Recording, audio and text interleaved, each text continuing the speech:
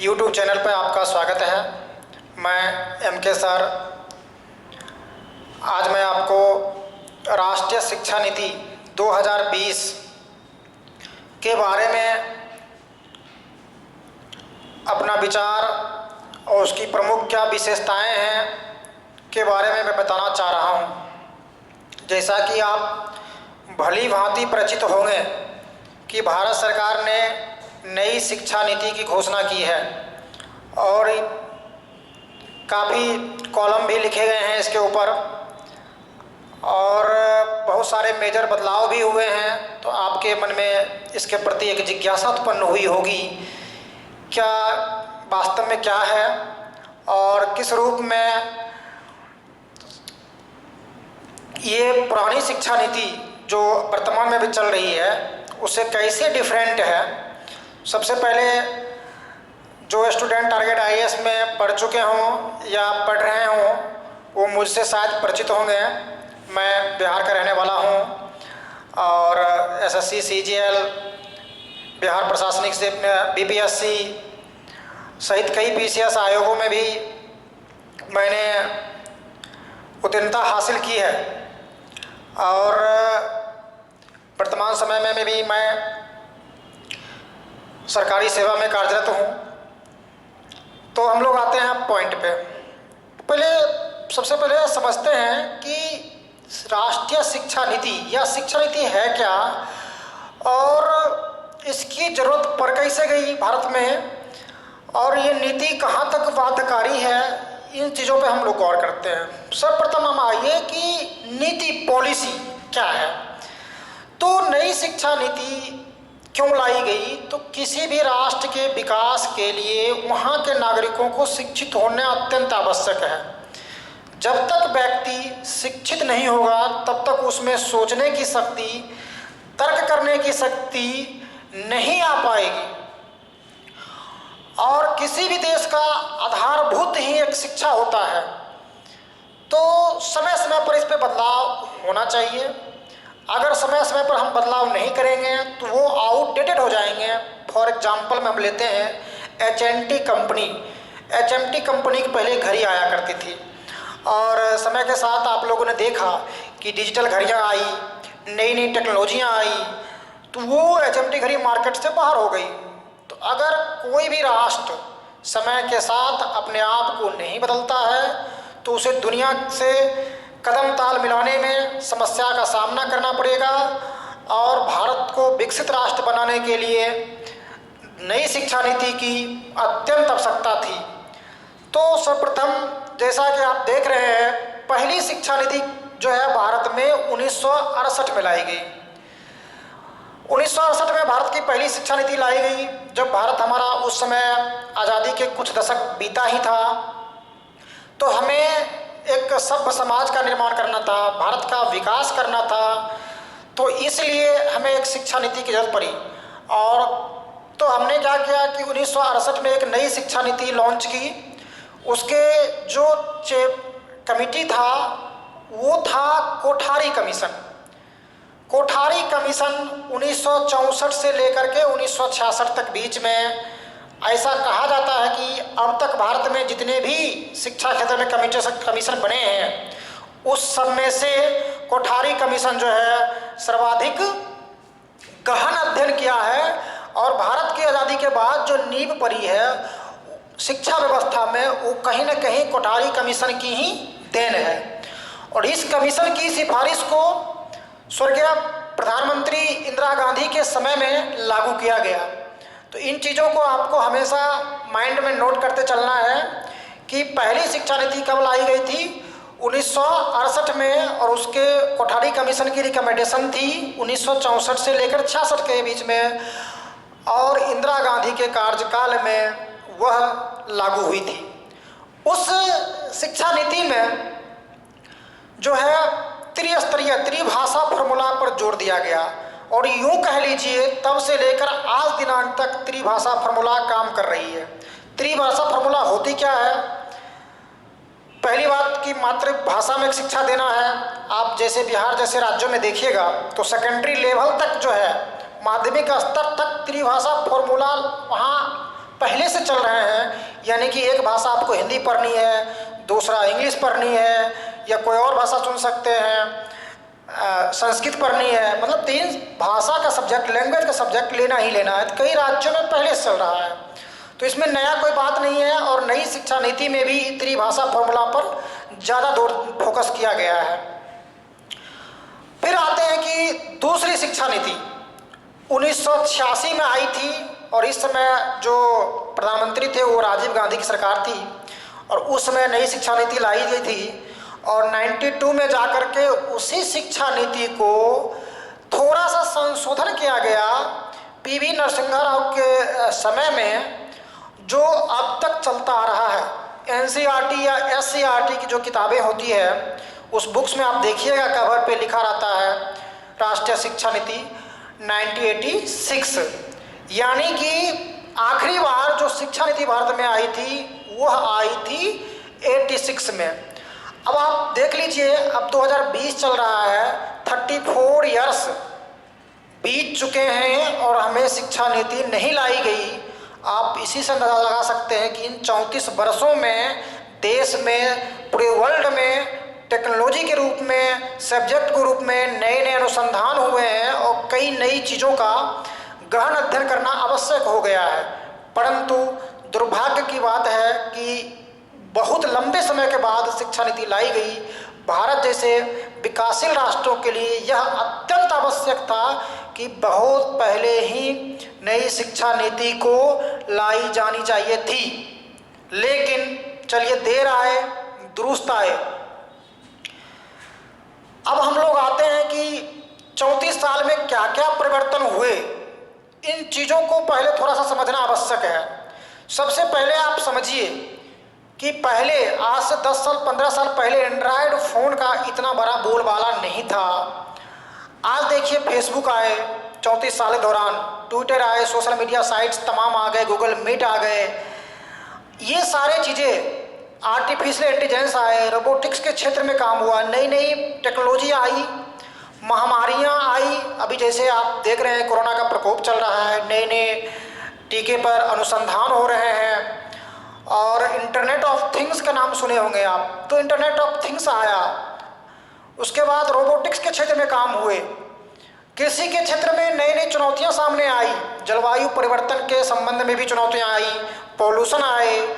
तो यूँ कह लीजिए कि 34 ईयर में भारत में या पूरे वर्ल्ड में बहुत बड़े पैमाने पर परिवर्तन हुआ। लेकिन दुख की बात है कि हमारा जो एजुकेशन सिस्टम था उसमें कोई विशेष परिवर्तन नहीं आया।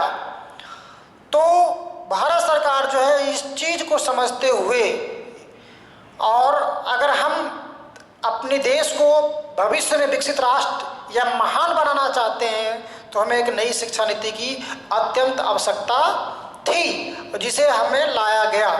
तो सर्वप्रथम जानते हैं कि नई शिक्षा नीति जो लाई गई है उसकी पिछले साल मतलब 2019 में उसकी एक ड्राफ्ट प्रस्तुत हुई थी। ड्राफ्ट मतलब होता है कि एक कमेटी, जो के कस्तूरीरंगन कमेटी है, उनका गठन किया जाता है। और उन्होंने इसरो के जो पूर्व चेयरमैन रह चुके हैं के कस्तूरीरंगन, आप इनको याद रखिएगा, वनडे एग्जाम की दृष्टि से भी बहुत ही महत्वपूर्ण है। तो उन कमेटी का गठन किया गया और उन्होंने पिछले साल एक ड्राफ्ट रिपोर्ट प्रस्तुत करी। ड्राफ्ट रिपोर्ट ये होता है कि कमेटी जो कंसीडर करती है वो पहले जनता के समक्ष प्रस्तुत कर देती है कि भाई देखो हमने ये कंसीडर किया, और जनता या जो हितधारक हैं, जैसे कोई एनजीओ है या कोई प्रोफेसर हैं या कोई शिक्षाविद हैं, तो उनसे एक आइडिया, सुझाव, आपत्ति मांगी जाती है ताकि उन सारे तथ्यों का समावेश किया जा सके, उस पर विचार किया जा सके। तब जाकर के जब इस कमेटी ने ड्राफ्ट रिपोर्ट प्रकाशित किया और जनता के लिए पब्लिक हुआ, सुझाव आमंत्रित किए गए, तो आपको जान करके हैरानी होगी कि भारत के लगभग 2 लाख ग्राम पंचायतों से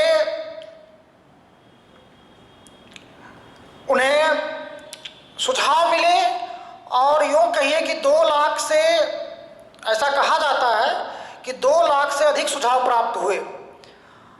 तो 2 लाख बहुत बड़ी संख्या है। तो ये कह सकते हैं कि भारत के सही अर्थों में प्रतिबिंबित करने वाली समावेशी विचार को इसमें जगह मिली है। और कमेटी ने उन सारे सुझावों पर गौर किया। उसके बाद जो उन्हें कमेटी को लगा अच्छा सुझाव है, उसको फाइनल में उन्होंने क्या किया, उसको इंक्लूड कर लिया गया और गवर्नमेंट ऑफ इंडिया को कमेटी ने अपनी रिकमेंडेशन दे दी। अब क्या हुआ, गवर्नमेंट इंडिया जो है अपने स्तर से विचार करने के उपरांत 29 जुलाई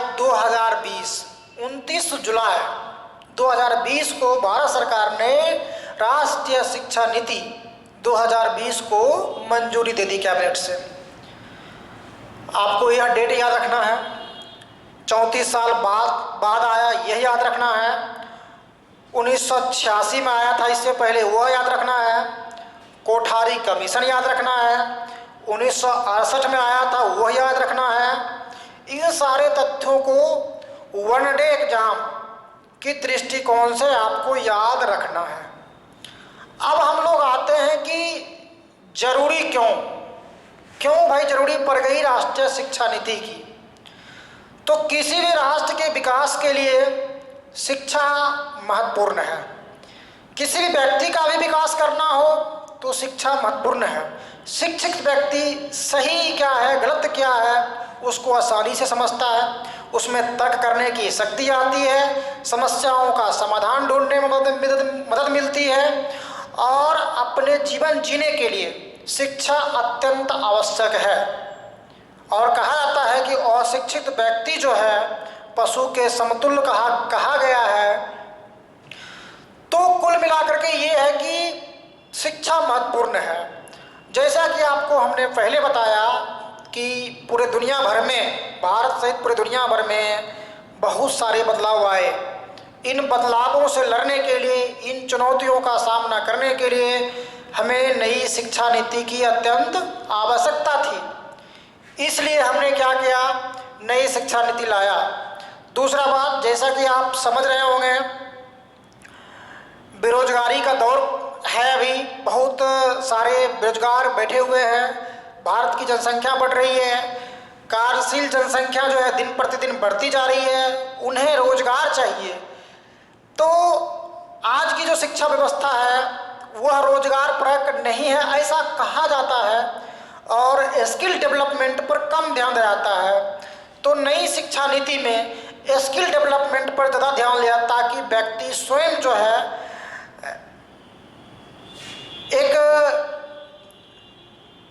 कुछ करने की स्थिति में हो और उनके पास कुछ स्किल हो, ताकि वो जब शिक्षा पूरी करके जब वो समाज में आए तो स्वयं एक स्वयं जो है रोजगार प्रारंभ कर सके। इसलिए क्या है कि नई शिक्षा नीति अत्यंत जरूरी है। दूसरा बात, आपको पता होगा SDG सतत विकास लक्ष्य जो निर्धारित है कि 2030 तक सतत विकास लक्ष्य हमें प्राप्त करना है, जिसमें गोल नंबर जो 4 है वह यह कहता है कि 2030 तक सभी व्यक्तियों को शिक्षा का अवसर उपलब्ध कराया जाएगा। और शिक्षा कैसी होगी उनकी, गुणवत्तापूर्ण मतलब होता है उस शिक्षा में क्वालिटी होगी। तो भारत चूंकि SDG लक्ष्य के प्रति कार्यशील है, 2030 तक हमारा टारगेट है कि SDG लक्ष्य में जो दिए गए हैं उसको हम अचीव करें। तो इसलिए भी हमें जरूरी था कि उसके चौथे पॉइंट में लिखा हुआ है कि समावेशी और गुणवत्तापूर्ण शिक्षा प्राप्त करना। तो हमें प्रत्येक व्यक्ति को, प्रत्येक नागरिकों को अगर हमें गुणवत्तापूर्ण और समावेशी शिक्षा की देने की थी तो हमें नए शिक्षा नीति की जरूरत महसूस हुई। अब हम लोग आते हैं,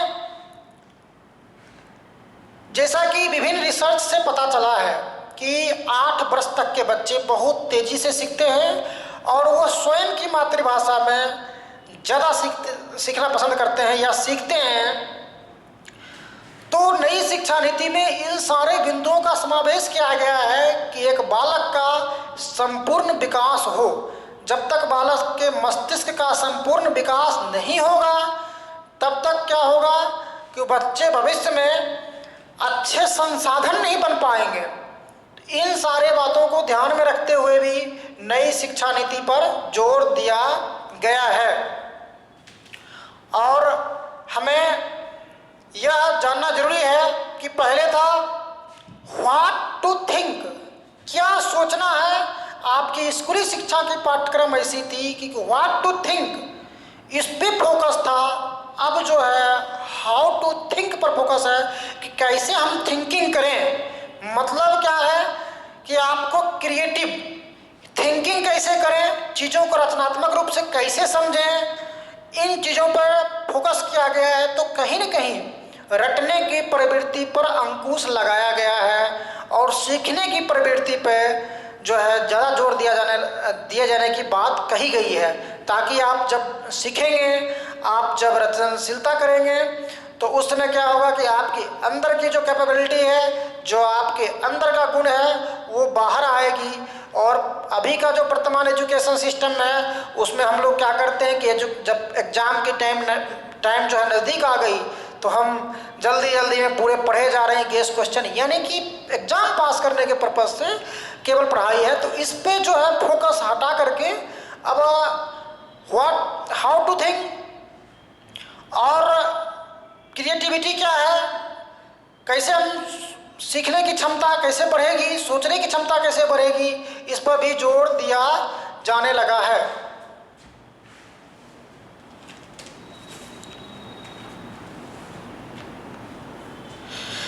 अब जैसा कि भारत सरकार जो है कि डाटा है, जिसमें भारत सरकार जो है का एक अनुमान है कि वर्तमान समय में 2 करोड़ से अधिक बच्चे, आपको जान के आश्चर्य होगा कि 2 करोड़ से अधिक बच्चे आउट ऑफ स्कूल हैं। सोचिए कितना बड़ा भारत देश है जहाँ हम विकास की नई इमारत दिख रहे हैं और 2 करोड़ बच्चे आउट ऑफ स्कूल है। तो एक हमारे लिए बहुत बड़ी चैलेंज थी कि हम उन सारे बच्चों को कैसे स्कूल में लाएं, कैसे मुख्य धारा की शिक्षा में लाएं, यह बहुत ज़रूरी थी। तो इन सारे बिंदुओं को और 21वीं सदी की जो चुनौतियां हैं, चुनौतियां पुनः मैं गिना देता हूँ। चुनौतियां हमारा ये है कि नई बीमारियां उत्पन्न हो रही हैं, उन बीमारियों से कैसे हम मुकाबला करेंगे, पॉल्यूशन को कैसे कंट्रोल करेंगे, जलवायु परिवर्तन पे कैसे हम वर्क करेंगे, रोबोटिक्स के क्षेत्र में कैसे काम करेंगे, मशीन लर्निंग क्या है, इंटरनेट ऑफ थिंग्स कैसे है, इंडस्ट्रियल रिवोल्यूशन 4.0 क्या है। इन सारे तथ्यों को ध्यान में रखते हुए जो है नई शिक्षा नीति, राष्ट्रीय शिक्षा नीति, वास्तव में नाम राष्ट्रीय शिक्षा नीति है, जिसको लोग नई शिक्षा नीति कह रहे हैं, तो राष्ट्रीय शिक्षा नीति लाना जरूरी हो गया। तो मैं समझता हूं कि आप लोग बहुत अच्छे तरीके से समझ रहे होंगे कि शिक्षा नीति में परिवर्तन क्यों लाया गया। अब हम लोग आते हैं कि भारत जो देश है उनके बारे में कहा जाता है कि भारत जो है योजना बहुत अच्छी बनाता है, लेकिन उसका इम्प्लीमेंटेशन जो होता है उतने ही खराब ढंग से करता है। तो सबसे महत्वपूर्ण यह है कि शिक्षा नीति जो आई है उसमें जिन बिंदुओं को रेखांकित किया गया है उन सारे तथ्यों को अगर सही से इम्प्लीमेंटेशन कर दिया जाए तो भारत हमारा जो है विश्व गुरु बन सकता है और एक हम दुनिया से रिसर्च के क्षेत्र में, टेक्नोलॉजी के क्षेत्र में, हर चीज़ में हम खड़े मिलेंगे दुनिया के साथ। तो हमें इम्प्लीमेंटेशन कैसा होता है उस पर हमें ज़्यादा ध्यान देने की ज़रूरत है। और कमिंग डेज में भारत सरकार जो इनके गाइडलाइन जारी करेगी, उसके जो एक रूपरेखा ड्राफ्ट जारी करेगी, उसके बाद बहुत चीज़ें जो है जिनका सवाल का जवाब ढूंढना बाकी रह गया है, वो सारी चीज़ें धीरे धीरे क्लियर होगी। तो जो मेजर चेंजेस जो आप लोग पहले से पता होगा कि शिक्षा का जो ढांचा है वो अभी वर्तमान में है 10+2, मतलब 10वीं तक 10 कर लिए, +2 11वीं 12वीं, यानी कि 10 2 12 साल। 12 साल भारत सरकार जो है एक फ्रेमवर्क है, ढांचा है, जो हम लोग आप लोग पढ़ाई कर रहे हैं या किए हैं। अब जो है उस ढांचा को बदल करके 5+3+3+4 में कन्वर्ट किया गया है। इस चीज को आप थोड़ा अच्छे से समझ लीजिए। 10+2 कितने होते हैं? 12 साल, यानी पहली क्लास से लेकर के 12वीं तक की शिक्षा। अब क्या किया गया है? 5 3 8 हो गया, 8 3 11 हो गया, 11 4 15 हो गया, यानी आप 15 साल एजुकेशन पे गवर्नमेंट ऑफ इंडिया फोकस करेगी। पहले कितना था? 12 साल, अब कितना हो गया? 15 साल। 3 साल बढ़ गए। वो क्यों बढ़ गए? वो बढ़े हैं प्री स्कूलिंग। पहले क्या था कि जब बच्चे 6 साल का होता था तो वह पहली क्लास में जाता था। अब उसी पीरियड को घटा करके बच्चे जब 3 साल के हो जाएंगे तो उनको उसी समय एक शिक्षा व्यवस्था से जोड़ देने का प्रयास किया गया है। यानी पहले 6 साल पे था, अब 3 साल पे, यही 3 साल जो है शामिल कर लिया गया। यानी आप बच्चे 3 साल से शुरू करेंगे, 15 साल पढ़ाई करेंगे, तो 15 दिन कितने हो गया? 18, यानी 18 वर्ष की उम्र जब हो जाएगी तो ये पूरे 15 साल की शिक्षा पद्धति को वो ग्रहण कर लेंगे। 5 3 8 3 11 4 15, 3 साल से स्टार्ट करेंगे, 15 साल कंप्लीट कर लेंगे, 18। पहले क्या था? 6 साल से स्टार्ट करते थे, 10 2 12, 12 साल शिक्षा किए तो 12 6 कितने हो गए? 18, यानी बात बराबर है। केवल अंतर इतना है कि प्री स्कूलिंग यानी कक्षा 1 से पहले की जो 3 साल की स्कूलिंग होगी वह जो है ऐड कर दिया गया। तो यहाँ तक तो आप समझ गए होंगे कि पैटर्न में बदलाव आए हैं और इसको लागू करने के लिए भारत सरकार जो प्रतिबद्ध है और 2022 से जैसा कि कहा गया है लागू करने के लिए पूरी तरह है प्रतिबद्ध है। सर्वप्रथम आते हैं कि शिक्षा मंत्रालय, इस टॉपिक को हम पहले बाद में देखते हैं, पहले उस टॉपिक को आते हैं। मानव संसाधन विकास मंत्रालय भारत सरकार का एक मंत्रालय है जो शिक्षा के क्षेत्र में काम करता है। उस मंत्रालय का नाम बदल करके कर दिया गया है शिक्षा मंत्रालय। यानी यह भी वनडे एग्जाम से महत्वपूर्ण है कि मानव संसाधन विकास मंत्रालय का नाम बदल करके कर दिया गया है शिक्षा मंत्रालय। और वर्तमान में मानव संसाधन विकास मंत्री कौन है? तो रमेश पोखरियाल निशंक। तो आप कह सकते हैं कि भारत के शिक्षा मंत्री रमेश पोखरियाल निशंक हैं। हालांकि जब मैं अभी यह वीडियो बना रहा हूं तब तक मानव संसाधन विकास मंत्रालय का वेबसाइट भी पुराना ही काम कर रहा है। कमिंग डेज में शिक्षा मंत्रालय हो जाएगा, डोमेन नेम चेंज हो सकता है। और इस कमेटी का नाम रखिएगा के कस्तूरी रंगन कमेटी, जिनका यह रिकमेंडेशन था। और इसमें जो महत्वपूर्ण एक और बात है कि जीडीपी का 6% खर्च करना है शिक्षा व्यवस्था पर। भारत सरकार जो जीडीपी पर वर्तमान समय में 4.43% खर्च करती है और खर्च करने की बात कितनी कही गई है? 6%, यानी कि खर्च को बढ़ाना है। अब आपको यह जानना आवश्यक है कि भाई पहले की शिक्षा नीति में कितना था। पहले की शिक्षा नीति में भी इतनी ही राशि खर्च करने की बात कही गई थी, लेकिन राशि खर्च नहीं हुई। तो अभी भी कोई गारंटी नहीं है कि भारत सरकार 6% कह रही है तो 6% खर्च हो ही जाएगा। तो हमें इस पर भी फोकस करना होगा भविष्य में, या सरकार को यह ध्यान देना होगा कि अगर हम जीडीपी का 6% टारगेट रख रहे हैं तो हम उतना राशि खर्च करें ताकि आप बेहतर से बेहतर इंफ्रास्ट्रक्चर खड़ा कर सकें, लैब खड़ा कर सकें और जो बच्चे आउट ऑफ स्कूल हैं उनको आप स्कूली शिक्षा में, मुख्य धारा शिक्षा में ला सकें। तो जीडीपी का 6% खर्च करने की बात कही गई है। इस पॉइंट को आपको याद रखना चाहिए। और एक और महत्वपूर्ण बात कही गई है कि 2030 तक यानी आने वाले 10 वर्षों में हमको GER ग्रॉस इनरोलमेंट रेशियो आपको 100% करना है। यह क्या चीज़ है समझिए।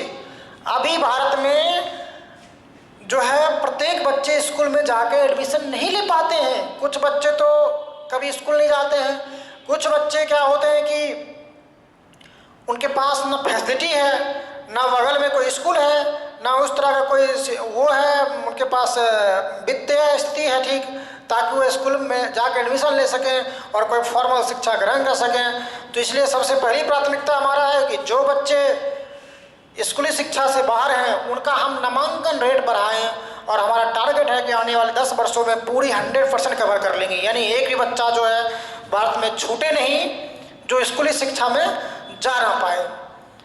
अब यहाँ से आगे देखिए 2035 तक यानी अगले 15 वर्षों में जो आपको हायर एजुकेशन है उसमें आपको जो है नामांकन रेट 50% करना है, और वर्तमान समय में केवल 26.3%, ये 2018 का डाटा है, इतने ही बच्चे जो है उच्च शिक्षा ग्रहण कर पाते हैं। सोचिए 26.3% ओनली, और आपको 15 साल में टारगेट कितना करना है 50%, यानी कि कम से कम 50% बच्चे जो हैं वो हायर एजुकेशन ले पाए।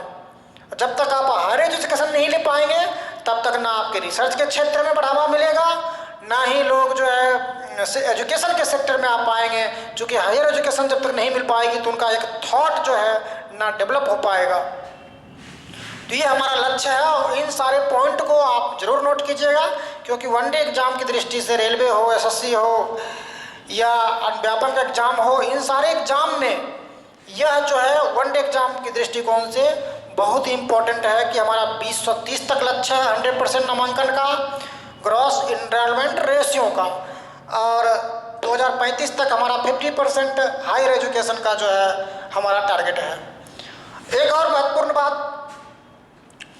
जो ये है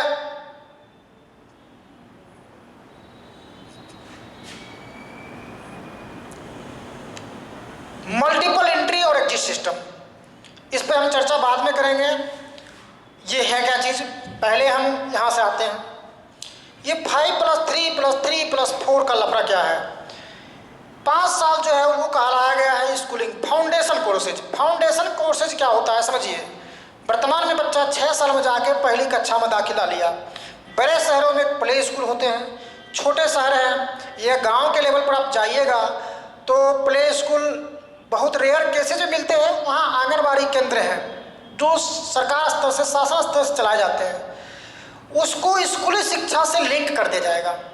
इससे यह होगा कि बच्चे जब 3 साल के होंगे तो वो एक शिक्षा पद्धति में वो आने लगेंगे। और अभी क्या है कि आंगनबाड़ी केंद्र में जो बच्चे पढ़ रहे हैं उनको स्कूली शिक्षा से कोई लिंकअप नहीं किया गया है, तो इस पर एक फोकस किया गया है। यानी कि 3 साल जो होगा प्री स्कूलिंग का होगा, 2 साल मतलब 1 साल होंगे पहली कक्षा के लिए और दूसरा साल होगा दूसरी कक्षा के लिए। तो 3 साल हो गया प्री स्कूलिंग के लिए, और 2 साल क्या हो जाएगा आपके 1 और 2, यानी कुल कितने हो गए 5 साल। यानी 5 साल शिक्षा ग्रहण करना है। बच्चा जब 3 साल से स्टार्ट करेगा, 5 साल शिक्षा ग्रहण करेगा तो 5 दिन कितने हो जाएंगे 8, यानी 8 वर्ष की उम्र में बच्चा दूसरी क्लास पास कर जाएगा। और इसी उम्र तक 85% ब्रेन का डेवलपमेंट हो जाता है किसी भी मनुष्य में। तो आप सोच सकते हैं कि हमको इस पे ज़्यादा ध्यान देने की जरूरत क्यों है।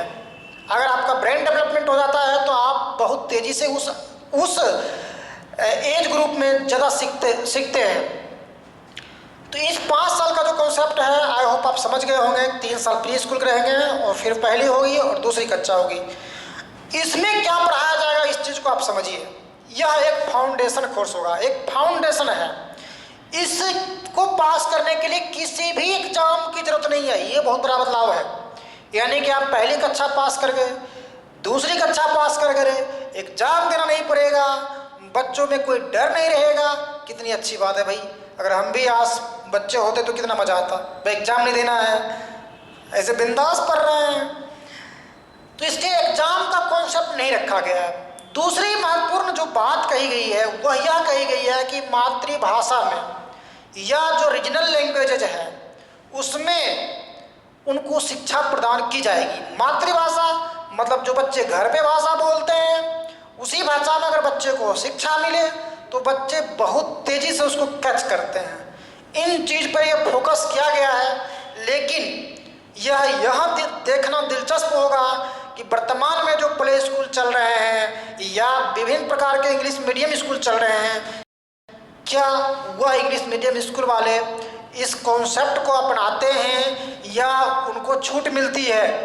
अगर प्राइवेट स्कूल या इंग्लिश मीडियम के स्कूल जो हैं वो अगर इस कॉन्सेप्ट को नहीं अपनाते हैं तो फिर ये जो हमारा जो है नीति है वो उसका वही हाल होगा जो पहले वाली नीतियों का हाल हुआ है। फिर क्या होगा, जैसे कि आपको पता है इंग्लिश के बिना आज के ज़माने में नौकरी मिलना मुश्किल है, ये एक वास्तविकता भी है और बहुत हद तक सत्य भी मान है ही है। आप यूपीएससी रिजल्ट देख लीजिए, हिंदी माध्यम वालों का क्या हाल हो रहा है। तो हम लोग आप लोग चाहते हैं कि हमारे बच्चे इंग्लिश मीडियम बच्चे में स्कूल में पढ़ें, अगर वहाँ कंपलसरी नहीं रहेगा मातृभाषा में शिक्षा तो फिर क्या होगा कि सरकारी विद्यालयों में मातृभाषा में शिक्षा दी जाएगी, प्राइवेट स्कूलों में इंग्लिश मीडियम में शिक्षा दी जाएगी, तो फिर बच्चे जो है इंग्लिश मीडियम स्कूल की तरफ जाएंगे। तो हमें यह देखना जरूरी होगा कि सरकार जो है क्या बाध्यकारी बनाती है। अगर यह बाध्यकारी बना दे कि प्राइवेट स्कूल हो तो उसमें भी मातृभाषा में जो है शिक्षा दी जाएगी दूसरी क्लास तक, तो क्या होगा कि सबके लिए इक्वल शिक्षा सिस्टम हो जाएगा, चाहे वो प्राइवेट हो या फिर गवर्नमेंट के स्कूल हो। एग्जाम का कॉन्सेप्ट खत्म कर दिया गया। आपको ये समझने की जरूरत है कि बच्चे बीच में स्कूल छोड़ जाते हैं, ड्रॉप आउट कर जाते हैं। क्यों छोड़ जाते हैं, इसके पीछे क्या कारण है, तो आपको एक हम मजेदार कहानी सुनाते हैं। कहानी कुछ यूँ इस प्रकार है कि एक बच्चे जो है पिता के साथ जा रहा था और रास्ते में देखता है कि कसाई जो है एक बकरे को घसीट के ले जा रहा है। बच्चा चूँकि स्वभाव से जिज्ञासु होता है तो पिताजी से पूछता है, पिताजी इस बकरे को कहाँ ले जा रहा है। तो पिताजी कहता है, बेटा इसको वो कसाई के यहाँ ले जा रहा है। तो बच्चे तुरंत जवाब देता है, ओह मैं तो समझा कि इसको स्कूल ले जा रहा है। अब उस बच्चे की जो है इस कहानी से समझिए, उस बच्चे के मन में क्या आता है कि बच्चे स्कूल जाना पसंद नहीं करते हैं। क्यों? क्योंकि उसको स्कूल में मन नहीं लगता है, उसको घसीट के बकरे की तरह ले जाते हैं। तो बच्चा ऐसा क्यों बोलता है? क्योंकि उस बच्चे को इस तरह का एनवायरनमेंट हम लोगों ने क्रिएट कर दिया है कि बच्चे जो स्कूल जाने से डरते हैं। अगर स्कूल के लिए निकल भी गए तो पता चलता है कहीं बाहर में खेल रहे होते हैं, यानी स्कूल में उसको मन नहीं लगता है। तो नई शिक्षा नीति पर इस विषय पर काफ़ी गहन अध्ययन जो है किया गया है कि कैसे बच्चे जो है स्कूल तक जाए और वहाँ टिकें और बच्चे को स्कूल में मन लगे। इसके लिए इस कोर्सेज में विशेष करके हमको चित्र के द्वारा पढ़ाया जाएगा, नंबर सिस्टम का ज्ञान कराया जाएगा और एक प्ले स्कूल होगा। अब वहाँ पर इंफ्रास्ट्रक्चर डेवलपमेंट किया जाएगा, बच्चों को खेलने की आदत डाली जाएगी। तुम खेलो, खेल खेल में सीखने की डाली जाएगी। बच्चे की जो इच्छा होगा वो खेलेगा। तो क्या होगा कि बच्चे का मन लगेगा तो बच्चे स्कूल से नहीं भागेंगे और स्वतः घर पे कहेंगे कि नहीं हम तो स्कूल ही जाएंगे। अगर ये टेंडेंसी इस बच्चों में आ गई तो 100% बच्चे का जो हमारा लक्ष्य है वो 10 साल या 5 साल में भी पूरा हो सकता है। और जो ड्रॉप आउट की समस्या है, बीच में स्कूल छोड़ देने की समस्या है, वो बहुत हद तक क्या हो जाएगा, दूर हो जाएगा। अभी भारत में बहुत सारे बच्चे एडमिशन लेते हैं, कोई पहली क्लास पढ़ के छोड़ दिए, कोई दूसरी क्लास, कोई 8वीं तक करके छोड़ देते हैं, कोई 10वीं करके छोड़ दिए। और आधे से अधिक बच्चे जो हैं वो तो 12वीं करने से पहले ही 11वीं करके छोड़ देते हैं। उनके पास बहुत सारे कारण होते हैं छोड़ने के लिए। इन सब बातों का इस पर ध्यान रखा गया है। तो ये 3 से लेकर के 8 साल एज ग्रुप जो है, मैंने 5 साल की शिक्षा जो होगी वो फाउंडेशन कोर्स होगी और मातृभाषा पर फोकस होगा। और सबसे महत्वपूर्ण बात है कि बच्चों को स्कूल तक लाने में जो है खिलौने की जरूरत पड़ेगी या जो भी पोषक आहार की जरूरत पड़ेगी, उन सारे कॉन्सेप्ट पर इसमें ध्यान दिया गया है। अब हम आते हैं नेक्स्ट 3 ईयर पे, जो हमारा होगा तीसरी क्लास से लेकर के 5वीं क्लास तक, यानी 8 साल से लेकर 11 साल तक। इसमें जो है विषयों का अध्ययन कराया जाए। विषय मतलब हिंदी भाषा का, कुछ गणित के बेसिक सवाल, इन सारे तथ्यों को जो है इसमें पढ़ाया जाएगा और यहाँ से आपका जो है एग्जाम स्टार्ट हो जाएगा। फिर नेक्स्ट के जो 3 साल हैं, जो क्लास 6 से लेकर के वह क्लास 8 तक होगा, उसमें जो है आपको यहाँ से अब विज्ञान, सामाजिक विज्ञान, इन चीज़ों का भी अध्ययन प्रारंभ हो जाएगा। और यहाँ से एक जो है बहुत महत्वपूर्ण चीज़ है, बहुत महत्वपूर्ण चीज़ क्या है कि एक्टिविटी बेस्ड शिक्षा को बढ़ावा दिया जाएगा। दूसरा बात, वोकेशनल कोर्स को बढ़ावा दिया जाएगा। अगर आपकी इच्छा है कि हम बढ़ई का काम सीखें, माली का काम सीखें, या आपको इस तरह के कुछ जो स्वरोजगार टाइप से काम है, जैसे कि आप मान लीजिए कि मिट्टी के बर्तन बनाने हैं, दिए बनाने हैं, इस तरह का अगर आप कोर्स करना चाहते हैं तो आपको 6ठी क्लास से यह स्टार्ट हो जाएगा। अब यह महत्वपूर्ण देखना होगा कि सरकार जो गाइडलाइन जारी करती है उसमें वोकेशनल कोर्स कंपलसरी होगा या ऑप्शनल होगा, इन सारे तथ्यों पर हमें विचार करना होगा।